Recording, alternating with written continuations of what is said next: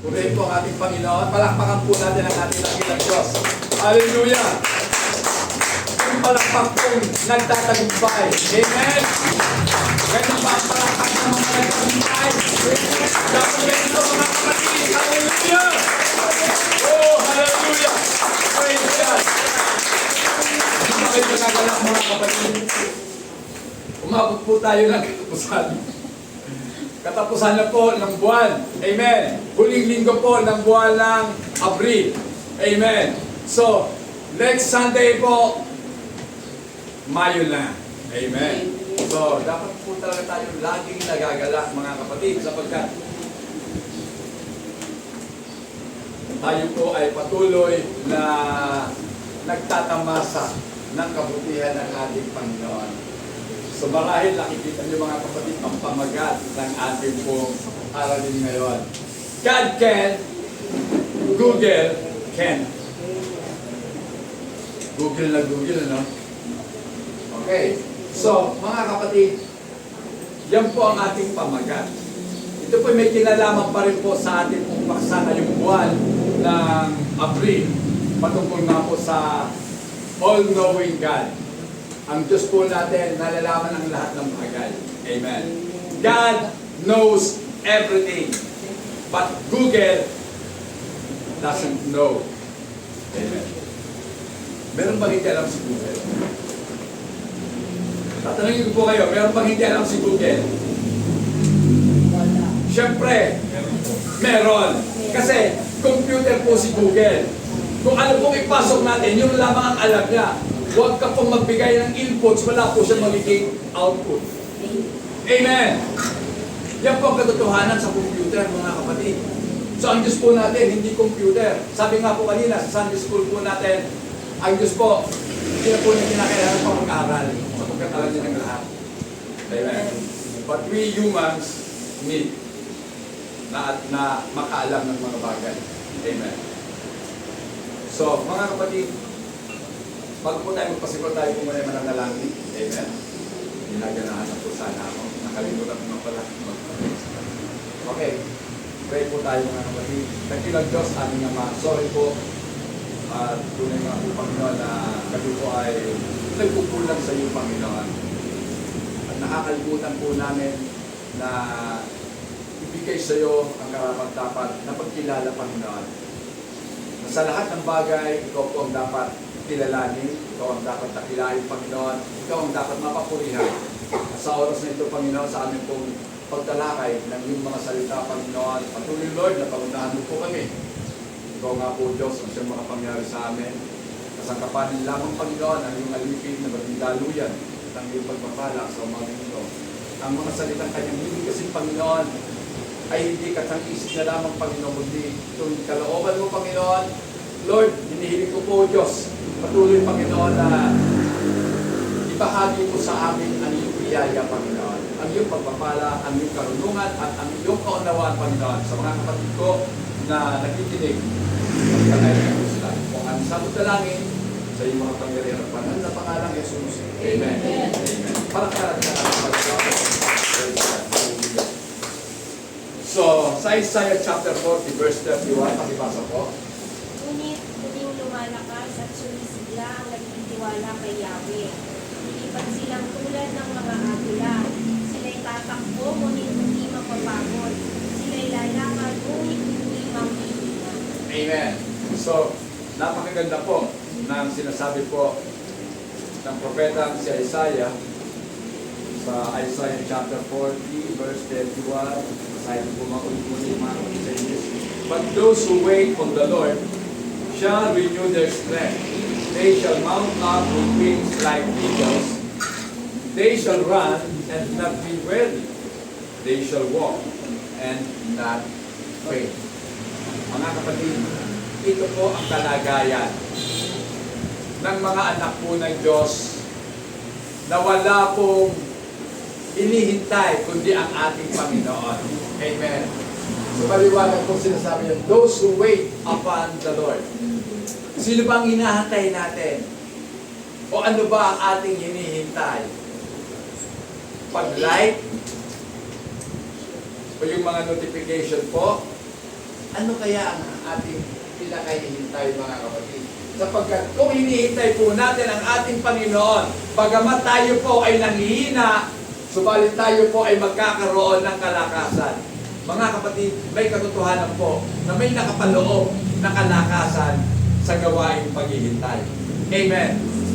So mga kapatid, alam po natin na tayo po'y nabubuhay sa mundo na kung saan kung tayo po ay hindi na makapaghintay sa mga kasagutan, tayo po ay nakasanayan na po natin at tayo po ay tinuruan na mabuhay sa pagmamadali. So maging sa mga tanong, nagmamadali po tayo ng sagot. Amen? Sino ba dito ang nagmamadali? Kaya nga ako yung ilang tawad sa Panginoon, nagmamadali ako kanina eh. O di ba? Kasi gustong-gusto ko na talagang mangaral, mga kapatid. Parang bagang gustong-gusto ko nang ilabas yung mga nasa dibdib ko na mga salita ng ating Panginoon. Sapagkat ang katotohanan, mga kapatid, tayo pong mga tao ay matagal na tinuruan na tayo pong lahat ay entitled. Amen? Para bagang, huy, di mo ba alam? May karapatan ka. Di ba? So, kinakailangan sumagot sila. Pero nakakalungkot, mga kapatid, di ba? Noong ang ating mga anak hindi pa nagsasalita, gusto natin magsalita sila. Pero nung sila nagsasalita na huwag kang sasagot, o di ba?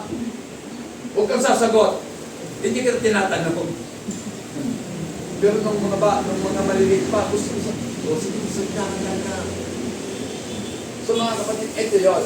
Tayo, kapag hindi tayo nakatanggap ng kasagutan mula sa Diyos na ating dinadalanginan, ang ginagawa po natin kung kani-kanino tayo humihingi ng kasagutan. At kadalasan, pumupunta tayo sa Google. Amen. Kasi ang Google, isang kalabit mo lang. O, diba? At ang sagot niya, wala pang isang minuto. Segundo lang, nandoon kaagad ang sagot. 2 seconds lang, may sagot kaagad si Google. Kaya minsan hangang-hanga ang tao kay Google. Diba? Hangang-hanga. Kaya nga, dahil nga po kay Google, marami nakakapasa sa eskwelahan. Di ba, Sister Shelby? Marami nakakapasa pero alam niyo na yan. So, living in, alam niyo mga kapatid, si Google, buhay din yan. At aktibo yan sa buhay ng bawat isa sa atin. Tama ba? Isang kumukonsulta tayo kay Google. Amen. Kasi, mga kapatid, si Google, lagi din natin kasama. Diba? Para Diyos na natin yan. Yung mga cellphone natin, kaya nga sabi doon, our own device, nasa disposal natin, si Google lagi. Siya ay laging kasama natin sa katauhan ng ating pong mga smartphone. Dati, cellphone lang. Ngayon, may bago siyang pangalan, smartphone na. Nakakapagtaka naman, ang tao hindi smart, pero yung cellphone nila, smart sa kanila. O, diba? Pag-isipin nyo, ano smart? Hindi yung hindi yung smart na kalaban ng globe. Ibig sabihin ng smart, matalino siya, smart siya. Amen. So, yun po yung cellphone natin. Smart. Pero ang mga Kristiyano, bakit hindi smart? Dapat smart din tayo, mga kapatid. Amen? Next pa. We take every question, curiosity, and or even fear to Google. Tingnan nyo sa Diyos hindi mo masabi ang mga kinakatakutan mo, ang mga katanungan mo, ang mga gumugulo at hinahangaan mo. Pero kay Google o kaya sa social media, sinasabi natin. Ito po ang maling-mali. Kung ikay may galing sa isang tao, huwag mong sasabihin kay social media. Diba? Nakakita po ako, magkakapatid, nag-aaway. Saan? Sa social media. May mga pastor po sila. Pero hindi po siguro sila sabay ng pastor nila. Amen. Nag-aaway-away sa social media. Pwede ba? Huwag niyong pag-usapan sa social media. Masyado na pong nakakarindi. Di ba kayo naririndi sa social media? Kulang na lang pagpasok mo sa CR, ilalagay mo pa sa social media eh. Kasi bakit ka mo? Pati pagkain natin, nando doon. Pati pagtulog mo, nando doon. Wow. Alam niyo mga kapatid, yan ang invasion. In-invade na ang buhay natin ng social media. Amen? Matuto naman tayong maglihim sa mga kapatid natin patungkol sa ating mga buhay-buhay. Hindi ko sinasabi na huwag ka na magpo-post. Pwede naman mag-post. Pero huwag naman yung halos lahat na yata na nangyayari sa buhay mo, pinopost mo. Then, meron pa yata bago ngayon si Facebook. May mga notes pa, di ba? Mababasa mo. Gusto ko nang mamatay. Ano to? Nagpapa-epal ba? Kumukuha ba ng simpatya?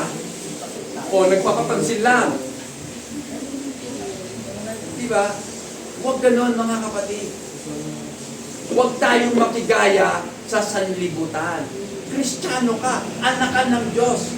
Sabi nga po ng awit, sa Diyos mo sabihin ang problema mo. Amen. At magtiwala ka, di ka mabibigo. Amen. Sa social media, pag-uusapan ka lang ng mga tao, nalalaman tuloy ni Pastor ang problema mo. So, pero kung sinekreto nyo lang yan, kayo lang ang nakakaalam. Tama ba? Masyado na po tayong careless mga kapatid. Alam nyo si social media, pakialamero sa buhay ng tao mga kapatid. At ang tao naman, gustong-gusto si social media kasi madali lang makakuha ng pansin. At effortless mga kapatid na nagbibigay sa social media ng kasiyahan sa buhay po natin. Di ba kasi pag nakapost ka, para bang masaya ka? Dahil nakapost ka, masaya ka. Pero, kung walang pumansin sa post mo, wala man lang, effect. Walang nag-like, walang nag-heart. O, di ba? Bakit? Mga kapatid, may problema ang tao. Alam niyo mga kapatid, ang problema natin, hindi tayo masyahan. Amen. Lagi tayo nag-crave, lagi tayo naghahanap ng pansin. Amen. Kaya kung naghahanap din tayo ng karunungan at ng kaalaman at paggabay, pumupunta tayo sa social media at sa Google, mga kapatid. Di ba? Kasi bakit ka ba nagpo-post doon? Gusto mo lang ma-acknowledge ka, di ba? Kaya nga minsan iniisip ko lang, ano kaya? Hindi na po na kaya kaibangan ko. Pero hindi ako nahihibang, mga kapatid. Nagpo-post ako para sa Panginoon. Amen? Nagpo-post ako para sa Panginoon. Hindi ko pinupost ito, ay, ang ganda-ganda ko. Ay, ang guwapo-guwapo ko. Di ba? Walang ganun, mga kapatid. Kasi, tayo po mga Christian, tapos na po tayo sa tinatawag na self-gratification. Hayaan po natin na ang magbigay sa atin ng kapurihan ay ang Panginoon. Amen? Kahit hindi tayo mapansin ng sanlibutan, okay lang yun, mga kapatid. Next Paul. Dahil ang katotohanan, kailanman hindi po tayo nakakaligtaan ng ating Panginoon. For our God is an all-knowing God, all-seeing, and all-wise God. Amen? Pansinin niyo mga kapatid, sabi po sa Romans chapter 16 verse 27, si Apostol Pablo po ay nangungusap. Pakibasa po. Kay isang Diyos, na sa lahat ng karunungan, sa kanyang tukulang karangalan, magpakailanman, sa pamamagitan ni Jesucristo. Amen.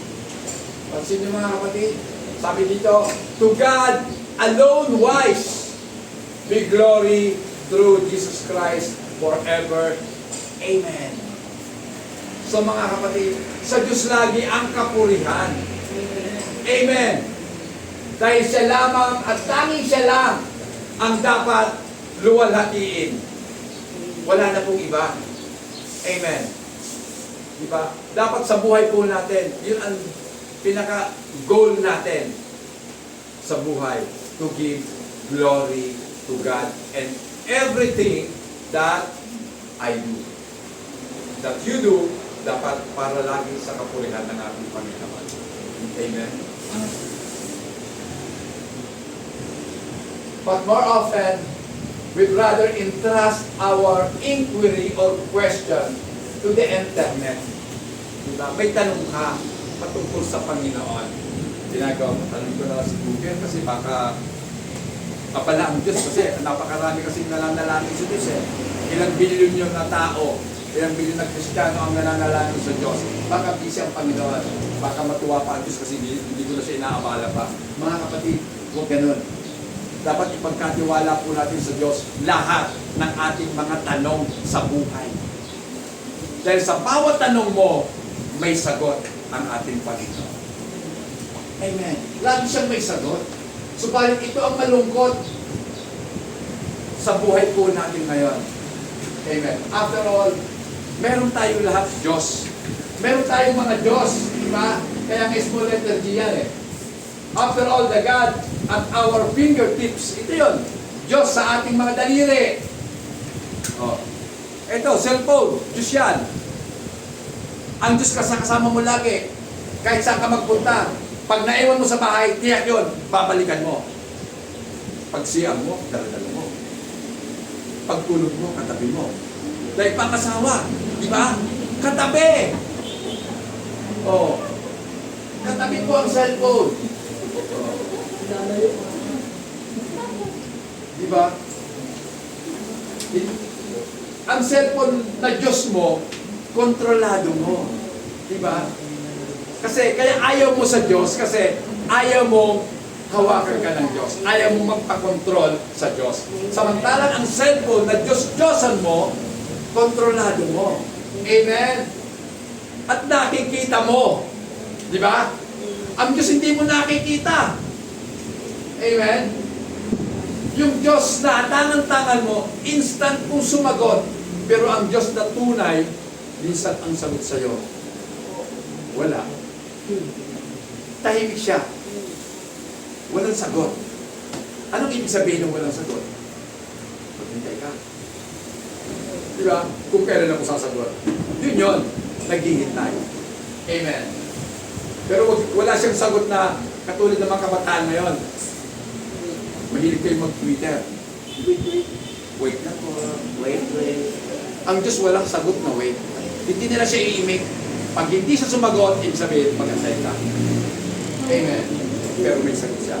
At kung sabihin, kaya siya hindi sumagot dahil hindi narinig ng Diyos. Hindi lang siya sumasagot. May dahilan kung bakit hindi sumasagot ang Diyos. Mamaya talagaan natin. But God didn't invent the internet to replace Himself. Hindi po ginawa ng Diyos o hindi pinahintulutan ng Diyos ang inventor ng internet para palitan siya. Amen. Diba? Kaya hindi dapat tayo umasa sa internet. Kasi pwede kang makagawa ng pwede kang makagawa ng sermon galing sa internet. Pwede yun. Kasi sa internet, mahusay maghanay ng mga salita. Amen? Kaya lang, isang bagay ang hindi kaya ng internet. Kung sa karunungan, marunong si internet, pero walang damdamin, wala siyang compassion. Amen? Wala siyang puso. Amen? Nakikita niyo? Gusto niyo bang mahalin ang taong wala namang pakiramdam? Pero ba ganun? Gusto niyo mahalin ang tao o ang gadget na walang pakiramdam? Mga kapatid, oo, natatanungan mo siya ng mga bagay na hindi mo alam. Pero mas maraming hindi niya kayang gawin kaysa magagawa ng Diyos. Amen. kilalanin mo mabuti ang Diyos. Marami akong hindi alam pagdating sa internet, pagdating sa Google. Marami pa akong hindi alam. Basic lang ang alam ko doon. Marami pa nga hindi alam na basic. Hindi ako maalam sa mga translation. Kung English ko, papatagalog ko kaya ano. Sa ChatGPT yata yun ano. Pagtagalog. Marami. Di ba? Pati Tagalog nga ito. Believe ka. Wala pong ilang segundo lang. Tagalog na agad. O di ba? Pag si Pastor mong Tagalog mag-iisip na mabuti. Ano kaya ito? O di ba? Mga kapatid, ito yun eh. Dito tayo naiinganyo sa instant. Di ba? Usong-uso ngayon ang instant. Di ba? Instant noodle. Oh, sino lagi kumakain ng noodles? Masama yun. Instant coffee. Acid yun. Kaya ako upo lang upo. Acid. So mga kapatid, hindi yun eh. Kailanman, mahirap talaga mga kapatid na sawatain ang internet sa buhay natin.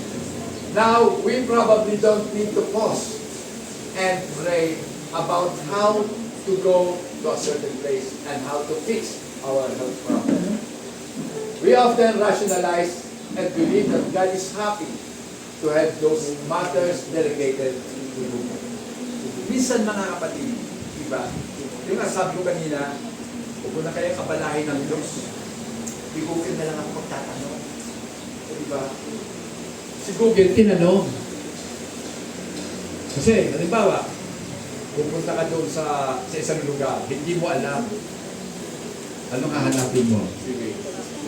Tatanungin mo si Waze, di ba? Waze, paano magpunta doon? Pero hindi mo alam si Waze, bisa niluloko ka din. Iniligaw ka. Nangyayari yun, sa totoo lang. Imbis na maka-shortcut ka, lungkat ang pupuntahan mo. Ang layo pala. Oh. Diba? Kaya mahirap eh. Mahirap pagtiwalaan ang gawa ng tao. Amen? So, pagdating sa mga health problems natin, lahat naman tayo may mga problema sa kalusugan. Tama? Ako, ang dami kong problema sa kalusugan ko. From head to foot, meron. May problema yan, mga kapatid. Hindi lang ako paladaing. Ayoko lang kasi ipasa pa sa iba ang nararamdaman ko. Kasi, once na magsalita ka patungkol sa nararamdaman mo, na-absorb din nila yun. Amen. Pero bakit hindi mo sa Diyos sabihin? I-absorb man ng Diyos yun, okay lang sa Kanya. Dahil Diyos siya. Baka maawa pa sa atin, pagalingin tayo at palakasin tayo sa ating mga karamdaman.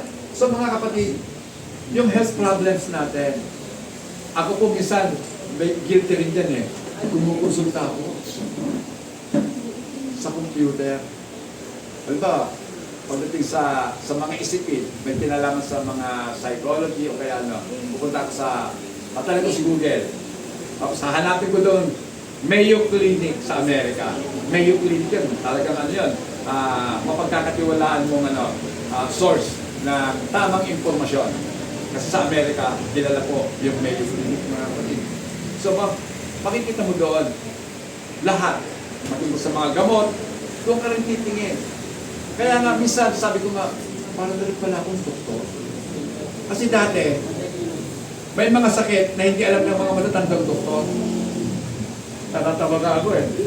Yung doktor po kasi sa ospital sa Molino, hindi niya alam. Siguro hindi naman nagre-research kasi matanda na eh.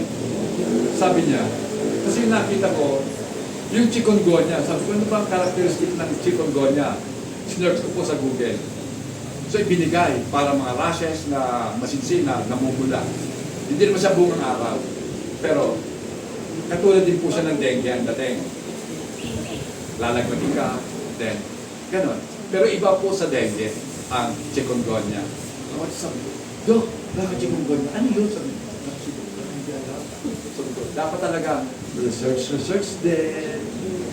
Diba? Kasi hindi naman masama eh na tumingin ka.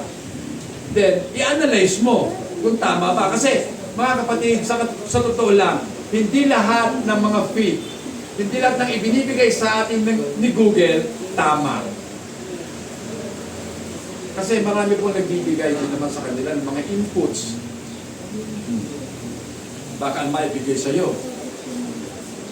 Ano tawag doon? Fake news. O, di ba? Fake news, saan naghanap yan? Siyempre, sa internet. O, sa Facebook. Facebook. Sabi ko nga, Facebook yan, hindi yan Facebook. Kasi kung talagang Facebook, mga kapatid, di ba ang ganda ng ibig sabihin? Praise the book. This is the book of the Lord. Di ba? Ito yung libro ng Panginoon. Ito ang harapin natin. Amen? Hindi si Facebook. Amen. Next part. Lots of human problems will never be solved through dependence on our data plans. Pakibasa nga po, at alam po natin ito.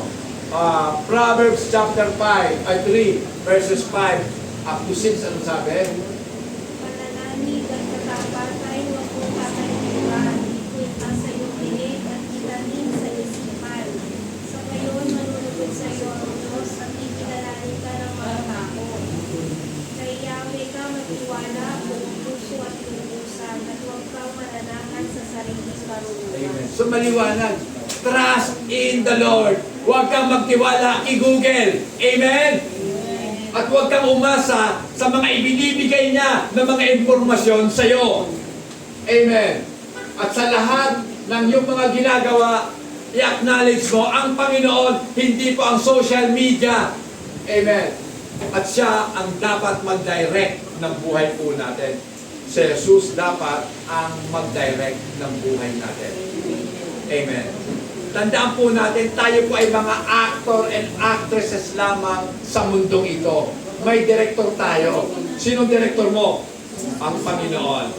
Walang artista at bibihira lamang ang artista na i-direct pa niya ang sarili niya. Meron talaga siyang director. Kasi yung director ang nakakakita kung paano niya isinasagawa ang nakasulat sa script.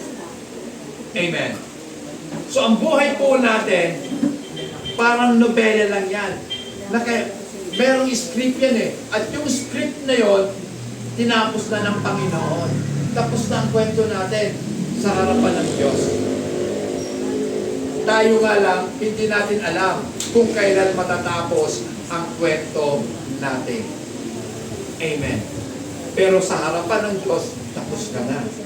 Alam na ng Diyos kung kailan ang kamatayan mo. Ipinapanganak ka pa lang, alam niya na. Amen. Yan ang Diyos po natin. All-knowing God. Kaya ba yan ni Google? Hindi. Tanungin mo si Google kung kailan ka mamamatay. Hindi niya alam yan. Maaari sabihin niya, ngayon, mamamatay ka. Kung magpapakamatay ka. Tama din naman si Google, di ba? Ngayon, gusto mo malaman, may mamamatay ka. Kung magpapakamatay ka. Hindi alam. Hindi niya alam yun. The answer we need only comes from the all-knowing God. And it only comes through patient prayer and meditation of His Word. Amen. Sino ba dito sa atin ang nagpe-pray pa rin hanggang ngayon? Very good. To God be the glory. Okay, nagpe-pray tayo. Next, sino ba nagme-meditate ng Word of God? Yung mga nababasa ba natin, pinagbubulayan ba natin? Pag sinabing meditation, isang malalimang pag-iisip, pagsusuri ng salita ng Diyos at inaalam kung ano ito at kung ano ang kaugnayan nito sa buhay natin. Amen. Sabi ko nga kahapon sa mga youth, yung mga nanditong youth, alam niyo yan, mga kapatid. Sabi ko, di ba, hindi lang tayo basta nagbabasa dahil sabi ni Pastor kasi magbasa ng Bible. At sabi rin naman ng Panginoon magbasa ng kanyang mga salita. So hindi lang tayo basta nagbabasa, kundi inuunawa natin yung mga binabasa natin. At kapag ito'y ating naunawa, tiyak po yun, isasagawa natin ang bawat nauunawaan natin na mga katuruan ng ating Panginoon. Dahil alam natin na ang salita ng Diyos ay totoo at mapanadaligan natin lahat. Amen. It can be trusted. Dahil tested na po ng panahon ang salita ng ating Panginoon. Amen. Next po. May mga tanong na katulad, how do I overcome my sin? Paano ko ba mapagtatagumpayan ang aking mga kasalanan? Should I marry this man or woman? Ito nga ba talaga gusto mo, Panginoon, na mapangasawa ko? Kasi baka gusto mo lang. At hindi lang gusto ng Panginoon para sa'yo. Di ba? So, itanong po natin sa Diyos. Huwag mong tanongin yung sarili mo. Dapat mo malaman, hindi mo na pag-aari ang buhay mo. Amen? Itanong mo sa may-ari ng buhay natin. Panginoon, siya ba talaga? Kasi baka magalit sa atin ng Panginoon. Panginoon ka ng Panginoon eh. Ang Panginoon mo naman ang sarili mo. Kasi ang sinusunod mo, sarili mo! Amen? What's the use? Ano bang gamit? Tinatawag mo sa Jesus na Panginoon, hindi mo naman siya sinusunod. Amen? Mga kapatid, dito tayo. Ito yung gusto ko sa mga anak ng Diyos. Lalabas tayo, uuwi tayo. Meron tayong natutunan sa ating mga pinag-aaralan. Depende pa rin sa inyo yun, kung tatanggapin ba ninyo o hindi ang salita ng Diyos. Kayo na at ang Diyos ang nag-uusap doon. Mahalaga, ipinabatid ng Diyos sa atin ang lahat. Amen. Lagi natin tatandaan, mahatulan tayo ng Diyos sa mga bagay na ginagawa natin. At alam naman nating lahat, kaya natin ginawa kasi alam natin. Sa isip natin, alam natin na dapat. Pero may mga dapat na hindi natin ginagawa. Matakot kayo sa Diyos. Amen. Dahil mananagot po tayo lahat. What to say to my child who has wandered from the faith? Kasi meron tayong mga anak na naligaw ng landas sa Panginoon. Sabi nga ni Sister Willa, mabuti pa nung mga bata, makakaya mo talaga eh. Noong nagbinata at nagdalaga na, may kanya-kanya na. Diba? Nakakalugod doon sa pagkita. Kaya, paano ba natin sasabihin sa anak natin? Anak, magbalik ka na sa Diyos. Magbalik loob ka. Alam niyo mga kapatid, wala na sa magulang niyo. Problema na ng bata yan. Kasi kapag ang magulang nagbigay na ng pagtuturo, pagka naibigay niya na ang pagtuturo, naibigay niya na sa anak ang katotohanan, nasa anak na ang pananagutan. Kasi nagbigay ka na ng babala sa anak mo. Alam na nila kung ano ang mangyayari sa kanila kapag binaliwala nila ang salita ng Diyos. So mga kapatid, minsan ito ang nangyayari. Hindi natin alam kung ano sasabihin sa anak natin. Kasi, minsan kasi, tayo mga Pilipino, minsan, mahilig tayo paligoy-ligoy ba? Hindi tayo katulad ng mga taga-West. Mga taga-kanluran, tulad ng mga Europa, Amerika, prangka sila. Tayo hindi. May tayong gumamit ng mga talinghaga kasi kinakailangan mautak. Pag talinghaga ang ginagamit mo, dapat alam mo ang anak mo mautak. Pero kung ang anak mo hindi naman gaano kautak, hindi niya maintindihan ang mga talinghaga, magpagsawa na ka. Sasabihin. Sabihin mo na lang, Nay. Direktahin mo na. Galit ka ba, Nay? Ay, oo. Kung galit, sobra. Oh, sobra. Dahil kung, kung pwede nga lang, ibabalik kita sa pinanggalingan mo. Diba? Kasi ayaw, bilang magulang, ayaw nating makita na ang anak po natin napapariwara. Diba? Masakit po yun sa isang magulang na yung anak niya napapariwara. Nangyayari yun dahil sa tigas ng ulo natin. Amen? Diba? Sa halip na sumunod sa magulang, ang sinusunod si Google. Nagsasearch. Amen. Kasi, mabuti pa si Google, hindi ako pinapagalitan eh. O di ba? Di ka naman talaga pagagalitan ni Google. Subukan nyo lang pagalitan. Ang mga nagsasearch sa kanya, wala nang maniniwala sa kanya. O di ba? But, is that our Heavenly Father intends to shepherd, to encourage, or train His children? Mga kapatid, tandaan po natin, ang ating Amang nasa langit, siya po talaga ang ating pastol. Amen. Siya yung pastol natin. Hindi po ako ang pastor ninyo. Ang pastor talaga natin, ang Panginoon. Amen. Ako po ay under shepherd lamang ng ating Panginoon. Kasi ako man ay mananagot sa chief shepherd kung paano ko pinangalagaan, kung paano ko pinakakain ang mga tupa ng Diyos. Amen. Kaya hindi po basta-basta ang pagpapastor. Amen. Kasi, diba, kung ako po ay gusto ko lamang po talagang dumami tayo dito, napakadali na naman ang pamamaraan ng dumami.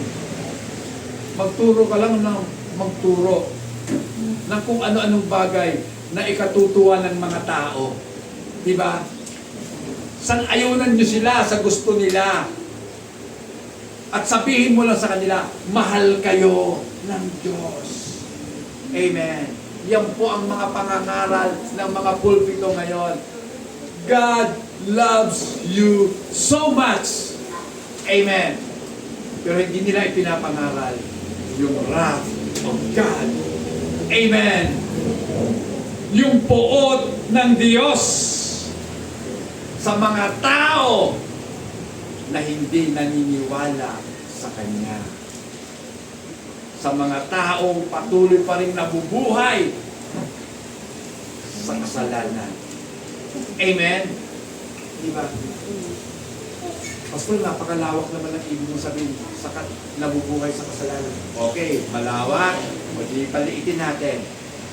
Mga taong nabubuhay sa pagsunod sa kanilang mga sarili. Yung po ay kasalanan. Amen? Yung sinusunod mo sarili mo, nagkakasala ka sa Diyos. Amen. Diba? Sabi nga, narinig niyo na ba yun? Follow your heart, anak. Sundin mo ang puso mo, anak. Aral ba ng Bible yun? Palagay ko hindi. Kasi kailanman, hindi sinabi ng Panginoon, obey your heart. Dahil alam na alam ng Diyos na ang puso ng tao ay wicked, masama. Amen. Diba? Kaya nga, anong sabi ni Jeremiah? The heart is deceitful above all things. Higit sa lahat ng bagay, ang puso ng tao, makasalanan niya. Diba? Kasalanan, ikaw lang ang nakakaalam. Hindi alam ng iba. Pero sa Diyos, alam niyang lahat. Kung narito kaya ang Panginoon at susuriin niya ang mga puso natin, makakaharap ka kaya sa Diyos? Makakatingin kaya tayo sa ating Panginoon ng tuwiran? O lahat tayo nakayuho sa harapan ng Diyos? Aminado na marumi ang ating mga puso. At katulad ni King David, ano sasabihin natin? Cleanse my heart, O God. Diba? Linisin mo po, Panginoon. Dapat daily, every morning, dapat yun po ang prayer natin. Magpalinis tayo sa Diyos. Amen. Amen. Dahil lahat naman tayo nakagagawa ng mali. At kung hindi ka nakagagawa ng mali, tiyak yun. Meron kang hindi nagagawang tama. Amen. Amen. At yung hindi mo ginawang tama, kasalanan yon. Amen. So, ang tatay po natin, shepherd natin, ini-encourage tayo ng ating Panginoon. Amen. Ayaw ng Diyos na may mga anak siya na lalabas sa panambahang ito, nalaylay ang balikat. Amen. Ibig sabihin, discourage ka na ba? Dapat lalabas tayo dito, masaya. Amen. Naka-chin up, hindi ka naman yung mayabang ha. Kumbaga, talagang kaya mong itingala ang ulo mo at tumingin ka sa Diyos. Amen. Bagamat hindi natin sila nakikita. So we feel encouraged mga kapatid. Then, tayo po ay mga anak ng Diyos. At dahil tayo po ay anak ng Diyos, tinitrain tayo ng ating Panginoon. Walang magulang na hindi sinasanay ang anak sa paggawa ng kabutihan. Diba? Kaya nga, napakahirap sa magulang na ituro ang tama sa anak. At ako'y naniniwala, walang magulang na nagturo ng mali sa mga anak nila. Pero bakit natuto ang mga bata sa mali? Kasi hindi tinuruan ng tama.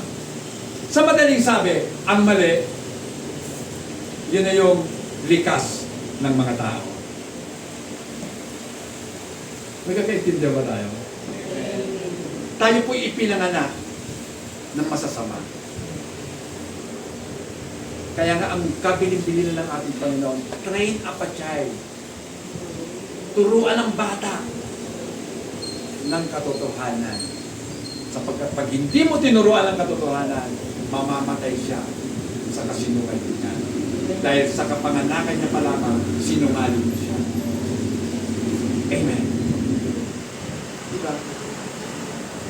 Lalo na, habang siya'y nabubuhay, lumalaki na, ang kapaligiran na kanyang ginagalawan, lahat nagsasabi na ang mundo ay maganda. Tama? Pag tinignan po natin ang mundo, maganda naman talaga.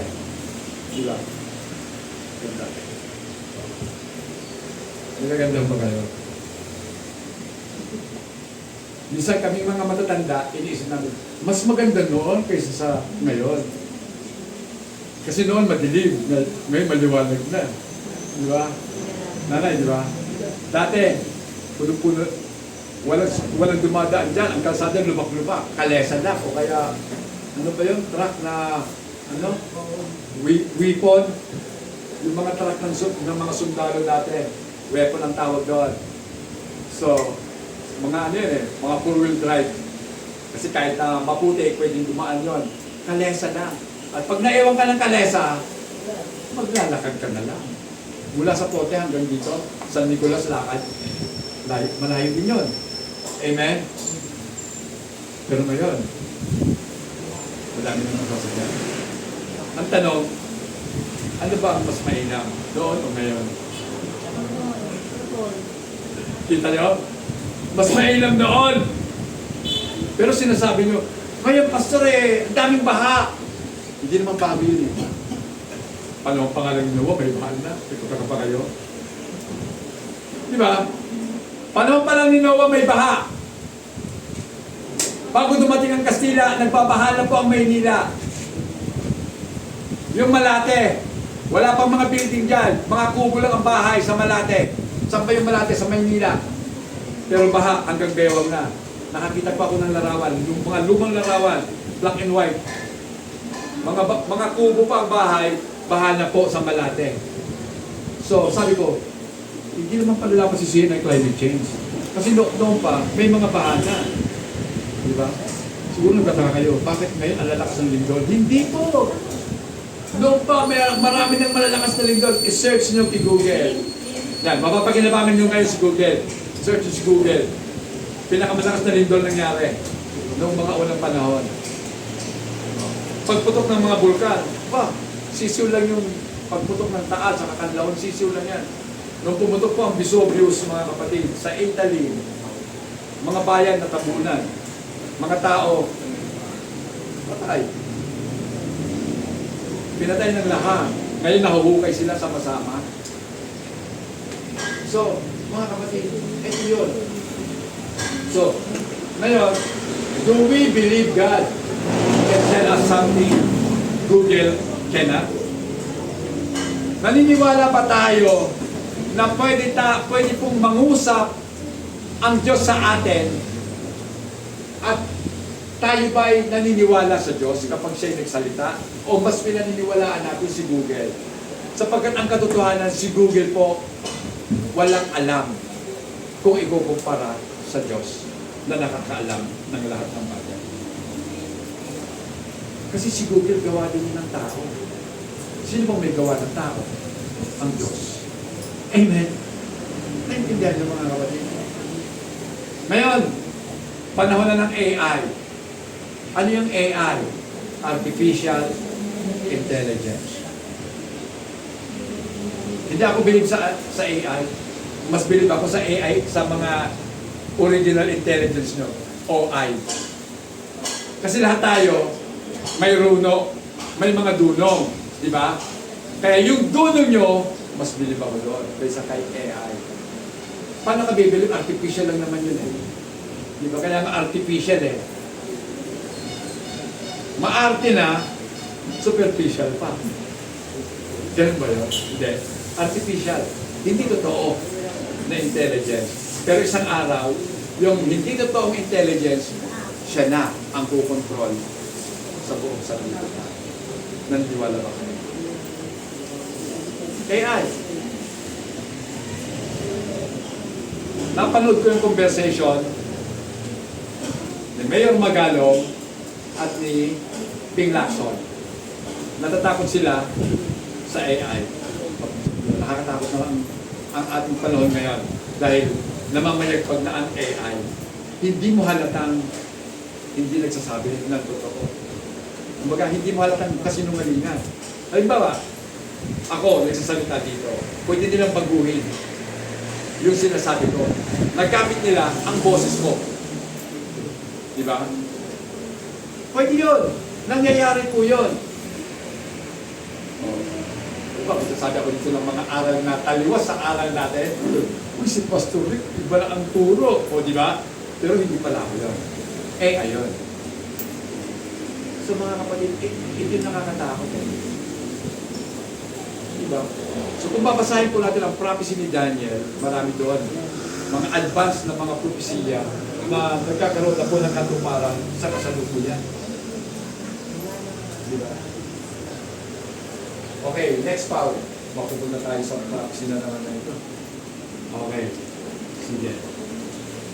Isaiah warned that impatience with God would lead us to other faster guides to the world express lane for wisdom, which is Google. Diba? Para po kasi sa atin, mas gusto talaga natin mabilisan eh. Mabilisan na pagkatuto. Amen. Pakibasa nga po, Isaiah 8:17. Hihintay ako kay Yahweh na tumalikod sa sambahayan ako, sa kanya ako aasa. Yeah. I will wait on the Lord who hides His face from the house of Jacob, and I will hope in Him. Tulad ng sinabi ko kanina, ang Diyos po, itinatago niya ang kanyang mukha sa atin. Bakit? May dahilan niyo kung bakit itinago ang mukha sa atin. Ano ba ang nagpakubli ng mukha ng Diyos sa tao? Siyempre, yung kasalanan ng tao. Dahil ang kasalanan po natin ang nagpapahiwalay sa atin sa Diyos. So kung tayo po ay nahiwalay sa Diyos, hindi na natin makikita ang mukha ng Diyos. Kaya ibang mukha na lang ang gusto nating makita. Diba? Yung mga larawan na lang, ay mabuti pa, gusto ko, buwako talaga. Ay, sambahin ka, Ama. O di ba, ganun-ganun ka pa. Tapos yung nakahiga, hinahalikan mo pa yung mga talampakan. Salamat po. Mahal na entierro. Ano, parang gano'n si Padre Damaso. Inumugod ang ulo o ang mga ilong doon po sa mga ribulto. Ako po lumaki na relihiyoso ang aking pong mga magulang. Pag lola at lolo ko, relihiyoso. Pumahalik po kami sa Piña Francia. Nung mga bata pa kami, nakikita ko po yung hinahalikan ng tao. Talagang kahit metal yun, nakita mo parang napupudpud din. Mas lalo na yung yung kahoy. Talagang nauuka na yata sa kamumudgod ng mga ilong. Sari-saring ilong ang namumudgod. Kukuha pa sila ng panyo. Pupunasan niya. Tapos pupunasan. Masakit ang ulo ko. Pamunas ko. Panginoon, pagalingin mo ako. O, di ba? Ganun tayo. Dahil po yung sa kawalan ng kaalaman. Di ba? Sabi ng Panginoon, ang aking bayan napapahamak dahil sa kanilang kawalan ng kaalaman. Amen. Kaya nga po mga kapatid, yung po yung nagpapatago sa atin ng mukha ng Diyos. Yung kawalan ng kaalaman. Amen. Next part.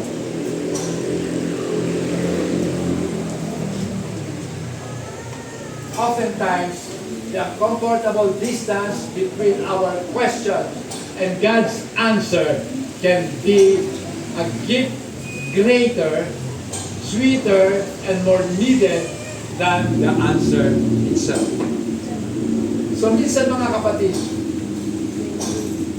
sa matagal na po nating pananalangin sa Diyos, matagal na po tayong humihingi sa Diyos ng kasagutan sa mga tanong natin.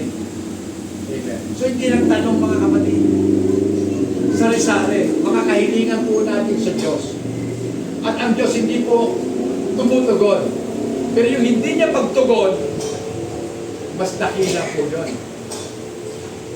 Mas matamis po yun. Mas kailangan yun kung tutugunin ka ng ating Panginoon. Dahil yung hindi niya pagtugon, nagpatibay lalo ng ating pananalig sa Kanya. Amen? Di ba? Sabi sa ating text kanina, Isaiah 40:31, those who wait upon the Lord shall renew their strength. Di ba? Sila na mga naghihintay sa Panginoon ay magpapanibago lakas. Di ba? Mga kapatid, kasi bakit ka ba nagpapanibagong lakas? Kasi alam mo na ang Panginoon tutugon. So ang pag-asa mo lalong umaalab, lalong tumatamis, lalo kang nagiging expectant sa Panginoon. Amen. The more na tumatagal, the more na nagkakaroon ka ng labis na kumbaga kakaiba labis na pangungulila, kumbaga, o labis na kasabikan na makamtan ang iyong kahilingan sa Panginoon. Di ba? Kasi minsan, kapag binigay na, tapos na. O di ba? Saglit ka lang namang masisihat, after nyon, wala na. Die down na. Pababa na ulit. Pero habang naghihintay ka sa Panginoon, lalo kang nananabik sa Panginoon. Dapat yun ang nararamdaman natin. Nasubukan niyo na bang maghintay? Dati po, sabi, nandiyan na kami. May outing kami dati doon. Nag-aantayan kami sa Sapote. Sabi, nandiyan na po kami. Hindi pa po ako pastor noon. Yan. Tapos, yung pala, sinasabing nandiyan na kami, paalis pa lang. Di ba? So, ang tagal mag-inject talaga sa haba ng mukha na po akong giraffe. Bawat jeep na lang, nag-expect ang andyan na siya, parating na. Wala pa. Isang jeep, 2 jeep, 3.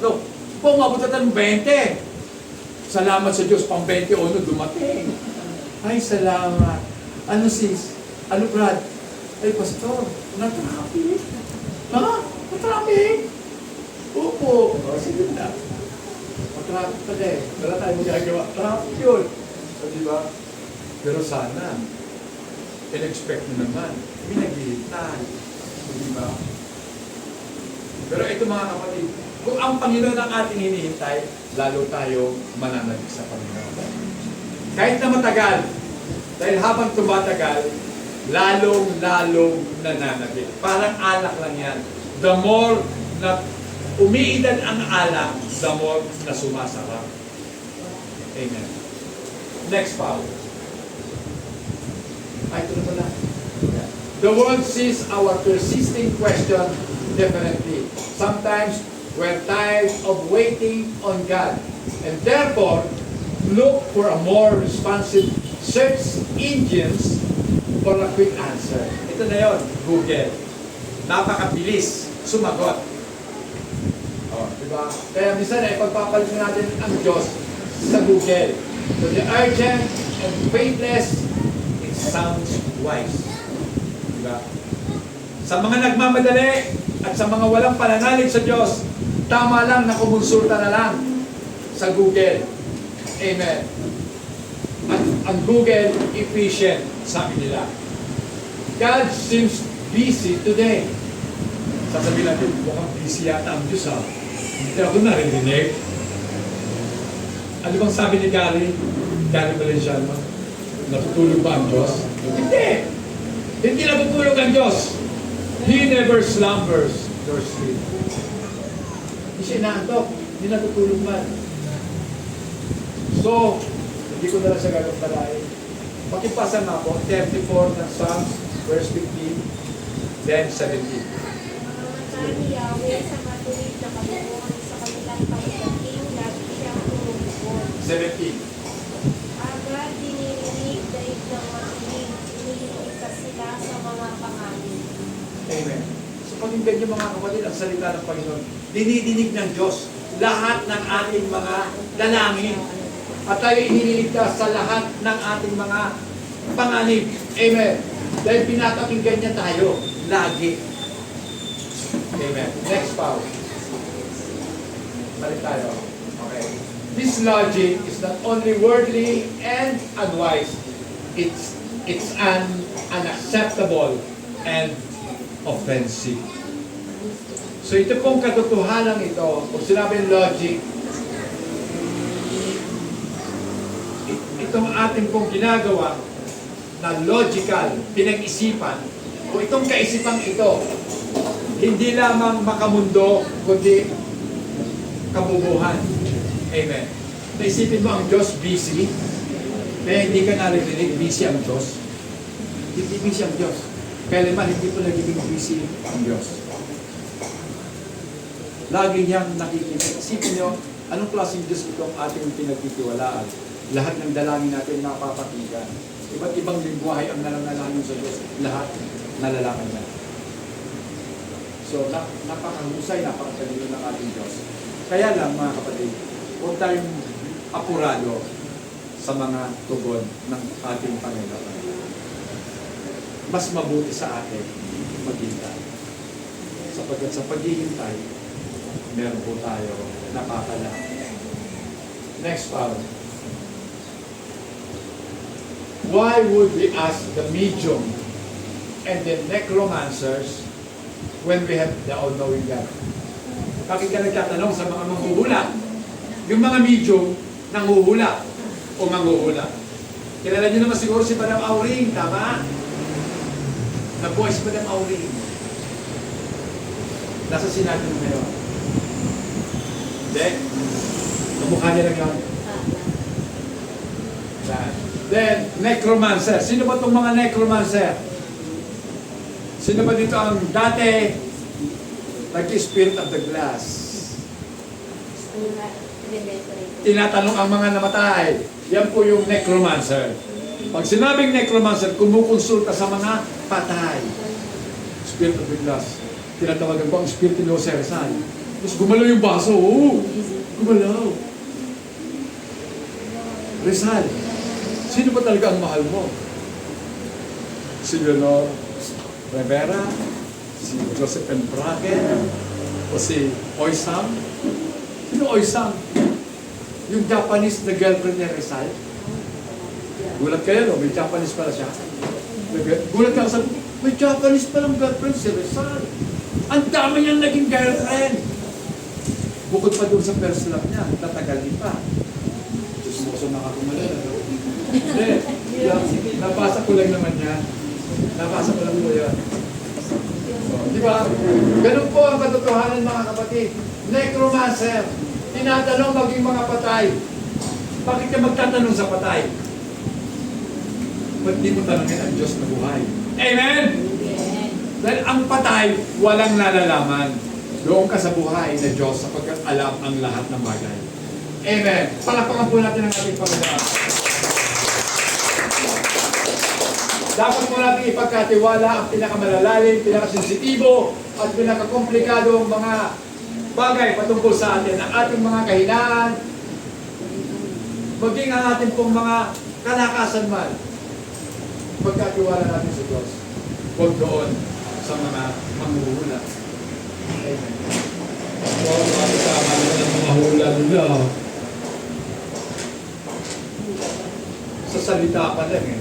Sa title pa lang na manghuhula, nagtitiwala ka na kaagad. Hula lang yun. Pwedeng tumama, pwedeng hindi. Hula lang. Di ba? Parang, oo, hindi lang yun. Chamba-chamba lang. Sister Jenny, di ba? May estudyante ka bang mahilig mag-chamba? Naka-perfect, chamba lang pala. Nung pinaulit kasi dininiwala yung teacher, pinaulit, mali na. Kasi, chamba lang. Kaya nga hindi ako naniniwala na lahat ng mga nagka-top notcher, talagang totoo, malatalino eh. Gulat nga ako doon sa pamangkin ko, nag-exam ng criminology. Pamangkin ko anak ng ating first cousin. Criminology graduate sa Naga, nag-exam, second place. Manoy, sabi sa akin ng puso ko, Manoy, yung pamangkin mo, second place. Wow! Sabi ko, galing yan, no? Sabi ko, batalin ba? Ay, huwag ko lang. Siyempre, nanay yan, i-build up na yung anak niya. Siyempre, matalino. Hindi naman siguro magkaano yan. Pero, sabihin natin matalino. Pero, may luck pa rin eh.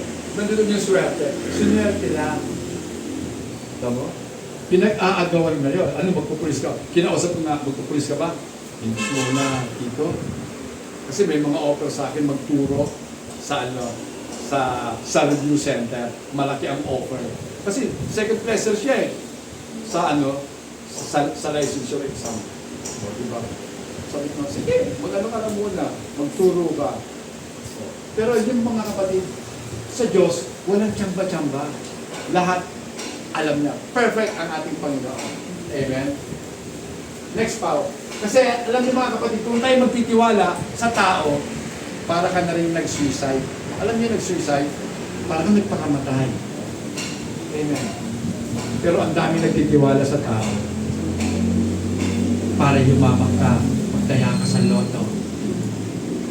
Sino tumataya sa loto? Wala. Wala talaga. Alam ko yan, wala naman mga Kristiyano nagtataya sa loto. Okay. The medium and the necromancer of Isaiah's days were not dead. Hindi naman sila mga patay eh. Mga buhay yung mga tao yon na kinukonsulta yung mga manghuhula at mga nakikipag-usap sa mga patay. Mga buhay yun. Pero ang kanilang hininga ay hininga ng kamatayan. Amen. Ngayon, kung ang kanilang mga hininga ay hininga ng kamatayan, magtatanong ka ba sa kanila? Noong uso pa ang COVID, mga kapatid, alam mo may COVID, lalapit ka pa? Magkipag-usap ka pa? Siyempre hindi na. Observe, social distancing. Diba? Layo natin. Hello, Brad, kumusta? Layo-layo nyo, no? Hindi ako pwede lumapit sa'yo. May COVID ngayon. O, diba? So, yun, talagang malapitan pa. Nagpapahula eh. Ano ang palad mo? hindi niya alam, yung kausap niya, ang hininga nun, hininga ng kamatayan. Pag ikay naniwala, patay ka din. Amen? Diba? Naniwala ka sa sinasabi niya. Samantalang yung sinasabi ng buhay na Diyos, hindi mo pinaniniwalaan. Mga kapatid, so tayo po ay hindi mga patay. Tayo yung mga buhay at tayo naniniwala sa Diyos na buhay. Mga kapatid. Alam niyo mga kapatid, ang mundo pwede pong maggaya na magaganda. Diba? Si Satanas pwedeng magpunwari. Meron din siyang itinayong church. Mga upbeat ang kantahan. Anong upbeat? Talagang mapapainda ka sa sayaw sa mga pagpupuri sa Diyos. Di ba? Kung todo may mga spotlight, may mga pausok-usok, ingat kayo sa mga simbahan na may mga spotlight and pausok-usok. Kasi hindi na po yun panambahan. Ang tawag ko doon, ano? Concert. O kaya entertainment hall. Na ang pastor nagsasalita, entertainer din. I-entertain yung mga tao, pasasayahin sila, patatawanin sila. Kulang na lang magkaroon, tawagin na lang si Alan Tig sa kanila. Di ba? Para maging ano na, magmukha ng katatawanan. Ang mga simbahan, ito pa ay ospital ng mga may karamdaman. Hindi po tayo lahat sinusuri at pinagkagaling ng ating Panginoon. Amen. So, hindi po dahil ang kantahan ay walang kwenta. Wala naman sa inyong mga instrumento eh. Wala kayong MIDI. Ano ba yung MIDI? Organ lang yun, pero kuha na lahat ng mga instrumento. O, di ba? Ang drums niyo, sira-sira pa. Wasak na to. O, papalitan na natin. Sa Jenny, nabutas na to. O, sira-siraan niya. Wala man lang kayong electric na drum. Bakit aanin ko yung electric drum? Meron kami acoustic drum na mas maganda kahit walang kuryente, marinig control. O, di ba? Mga kapatid, lahat po ng tao, gusto nila ito. Sumptuous promises. Mga pangakong masasarap sa pakinig. Di ba? Susundin ko ang mga bituin at iaalay ko sa iyo aking iniiro. O diba, parang po si balagtas kung mangusap. O, diba? So, ganyan po, pero huwag po kayong maniwala doon. Dahil ang dulo noon, kamatayan. Isaiah 8:21 hanggang 22, pakibasa. Lalakbay sila sa lupain na pagod at butong na butong. Mawawala sila dahil sa buto. At susumpain ang kanilang hari at ang kanilang Diyos. Titingala sila sa langit at igagala nila ang kanilang mata sa lupa. Ngunit wala silang makikita kundi pagulungan at kaliliman. Isang nakakatakot na kaliliman kung saan sila itakapon. Yan. So, mga kapatid, ito po yung mga tao na wala pong tiwala sa Diyos. They will pass through it hard-pressed and hunger. Para ka ng pinitpit, gutom ka pa. And it shall happen when they are hungry that they will be enraged and curse their king and their God. Nung sila'y nagutom na, nung sila'y marami nang nararanasang mga bagay na talagang pahirap sa buhay, sinusumpa na nila ang kanilang pinuno, maging ang kanilang Diyos, sinusumpa lang nila. So tayo po hindi ganon. Kahit na dumanas pa tayo ng hirap, kailanman walang lalabas ng masamang pag-uusap sa ating mga bibig laban sa Diyos. Dahil alam natin, kilala natin ang ating Diyos. Hindi niya tayo bibigyan ng anumang pagsubok na hindi natin kayang dalhin. Amen. So lahat may pagsubok pero kaya. Amen. Kaya natin. So ito mga kapatid sa 22, then they will look to the earth and see trouble. Titingnan nila ang daigdig at ang makikita nila kaguluhan sa daigdig. Hindi lang kaguluhan kundi kadiliman. Darkness, gloom and anguish, and they will be driven into darkness. At ihahagi sila doon sa pusikit na kadiliman. Amen. Alam niyo mga kapatid, ang impyerno, bagamat sabi nila naglalagam lang na apoy, pero bakit kaya inihahalin ko dito sa pusikit na kadiliman? Kasi walang liwanag doon eh. Wala doon ang ating Panginoon. Sa langit, kaya ako naniniwala na sa langit, walang walang gabi. Kaya walang tulugan. Pastor, ganon. Walang tulugan. Bakit? Ang langit hindi naman to mundo na may time.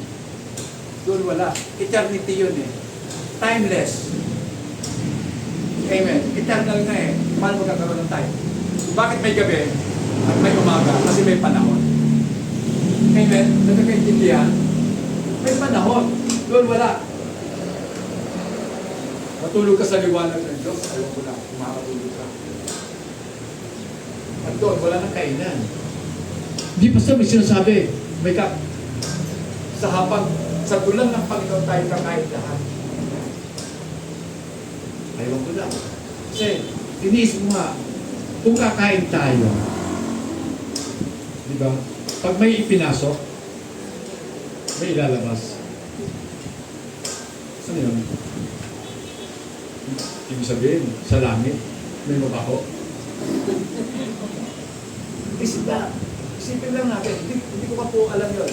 Pero, tanong ko lang yun sa ating lahat. Magsulit po tayo, una natin, baka mali ako. Kasi, siyempre pag may ipinasok ang pagkain, may ilalabas. Kaya may sinasabi sa Bible, di ba? Ang Word of God, pagkain natin.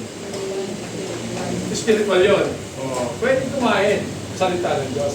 Amen. Pwede yun. Sabi nga ng Panginoon, ang kumain ng ating laman, hindi na magugutom muli. So, busog ka na. Wala kang kinain, dahil salita ng Diyos ang kinain mo, busog ka na. Hindi ka na kailanman magumutom pa. Uminom ka na ng kanyang, uminom ka ng kanyang tulog, ininom mo. Dahil sa pananampalataya mo, hindi ka na mauuhaw pa. So, hindi ka na naghanap pa ng tubig. Doon ka, nauuhaw na naman ako. Pero okay lang. Sige, Pau, next. Yeah. Next na tayo. Yeah. Huwag natin sundin. Huwag natin sundan ang mga guide na ito. Huwag natin pagkatiwala ang ating mga puso at huwag tayong maghangad ng mga dagliang tugon. Easy comfort and cheap counsel. So minsan po kasi ang daming nagpapayo sa atin pero cheap lang yung mga payo nila. Simple yung mga payo. Pinaniniwalaan na kagad natin. Amen. So, but you'll have hunger and futility and eventually irrational, unsatisfied rage. So kapag sinunod po natin ang mga payo ng mga manghuhula at mga kumukonsulta sa mga patay, ito ang mangyayari sa atin. Lagi tayong magugutom. At magkakaroon tayo ng tinatawag na irrational. Hindi makatuwirang galit at hindi nasisiyahang paghahangad sa mundo nito. Yan. The world in its wisdom will feed you for a day and starve you for all eternity. Tandaan mga kapatid, ang mundong ito at ang karunungang hatid ng mundo, pwede kang pakainin sa isang araw, pero gugutumin ka sa walang hanggan. Amen. So para sa atin, okay nang magutom ng kung ilang araw, pero makakainin naman tayo at mananagana doon sa walang hanggan. Diba? Di ba rin ang gutom dito sa lupa? Huwag lang magutom sa walang hanggan. Instead of bringing light and life, it pulls the shade and shut the door, leaving you and all your questions to the dark. So, mga kapatid, huwag tayong padaya. Hindi lahat na nagsasalita patungkol sa Diyos ay totoong maka-Diyos. minsan ginagamit ang salita ng Diyos para lamang sa pansariling kapakanan. Amen. Alam nyo na yan. So mga kapatid, itong mga ministro ito, itong mga naglilingkod na ito, dadalhin po kayo sa isang lugar na kung saan wala na po kayo mapupuntahan.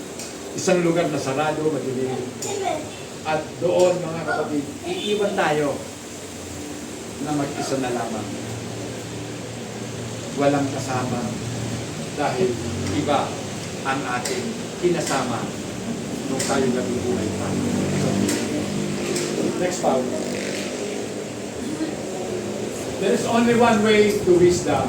We need to live the wisdom that brings us to life and wisdom that makes sense of life through full and abundant life.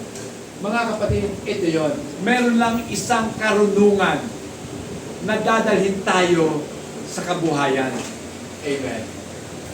Karunungan na kung saan ang buhay na kanyang dinadala ay isang buhay na totoo, isang buhay na lubos, at isang masaganang buhay. Amen. Anong klaseng buhay ito? Ito yung buhay na iniaalok ng ating Panginoon. Sabi nga ni Jesus Christ, I am the light. Amen. At dahil siya ang buhay, taglay niya ang liwanag. Dahil ang buhay ay nakasalalay sa liwanag. Wala pong nabubuhay sa dilim. Lahat nangangailangan ng liwanag. Kung bakit may araw, kailangan natin yan. Ng ating pong mga katawan. Vitamin D3. Sunlight. Mga kapatid. Buhay. Hindi ka mabubuhay kung sa madilim na bahagi ka, maniniwalaan. Okay. Nasubukan nyo na yan? Mag-eksperimento kayo kung hindi kayo naniniwala. Magtanim kayo ng halaman, dalhin nyo sa isang pinakamadilim na lugar. Hayaan nyo lang siya doon. Then, makatasi isang buwan balikan nyo kung buhay pa ang halaman. Okay, next one. Okay. So, when God is silent, don't rush elsewhere for an answer. Isaiah admonish. So, ito ang payo na Isaiah 8:20. Pakibasa po. Ganito ang inyong isasagot, nasa inyo ang aral at pag-ibig ng Diyos. Huwag kayong makikinig sa mga sumasangguni sa Espiritu. Ipapahamak lang kayo ng mga iyon. Huwag kayong makinig sa mga sumasangguni sa Espiritu dahil ipapahamak lang kayo ng mga iyon. Huwag kayong pupunta sa Quiapo at papakita yung palad nyo. Papahamak lang kayo doon, mga kapatid. Masabi sa inyo, tumaya ka sa loto, mananalo ka. Kalukuhan yun. Dahil sana hindi sila naghuhula doon. Sila na lang ang tumaya para sila manalo. Alam pa lang nila eh. Hindi ba? Hindi ba tayo nag-iisip? Kung totoo, yung mga manghuhula, wala na sila sa Quiapo. Lahat sila milyonaryo na. Dahil huhulaan nila kung ano mananalo sa loto eh. O pumunta sila sa ibang bansa, doon sa mga latter sa ibang bansa, hindi lang peso, dollar pa. O, mayaman sana sila. Pero hindi mo totoo yun. Huwag kayong paloko. Next, Bob. Next na tayo. Yeah. To those who pursue wisdom, this path will help them grow. Sa kanila na ang mga hinahabol ay ang karunungang nagmumula sa Diyos. Sa kanila sisikat ang bukang liwayway. Amen? It's the light at the end of the tunnel of life's suffering and heartache, and it rises with God and nowhere else.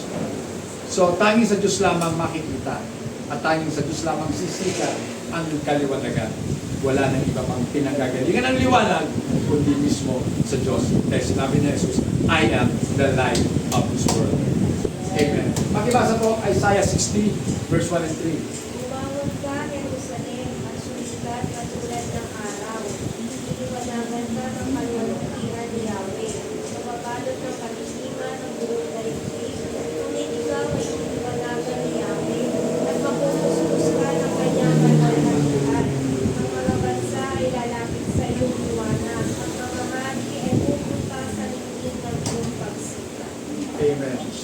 Napakaganda, di ba? Mga kapatid, arise and shine. For your light has come, and the glory of the Lord is risen upon you.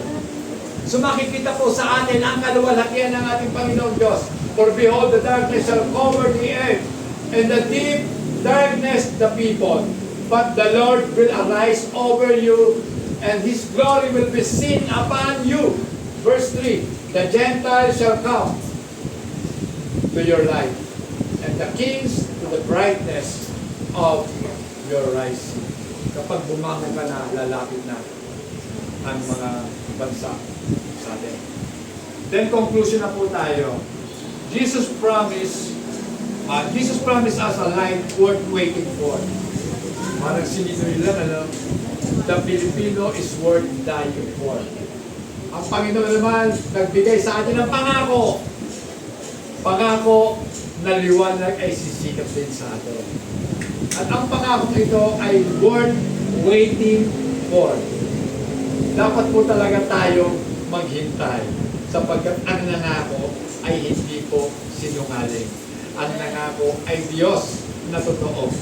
Amen? All our pain, confusion, brokenness, and fear, God has written so that we should be impressed. Google. But that we would depend more fully on Him alone. So kung bakit po ibinigay sa atin ng Diyos, pinadala ang kahirapan, ang sakit, ang pagkawasak po natin, ang takot. Hindi para dalhin tayo kay Google, kundi para tayo po ay lalong magtiwala sa ating Panginoong Diyos at tanging sa Kanya lamang. God's wisdom is perfect and rewarding. Ang karunungan po ng Diyos ay sakdal at sabing rewarding, mapagbigay. So nagbibigay ng reward. Though not always immediate. Bagamat hindi po kara-karaka ang tugon ng Panginoon, pero kaya nga sinasabi ko, ang pangako ng Diyos is worth waiting for. Amen. So tumayo po tayo sa mga kapatid.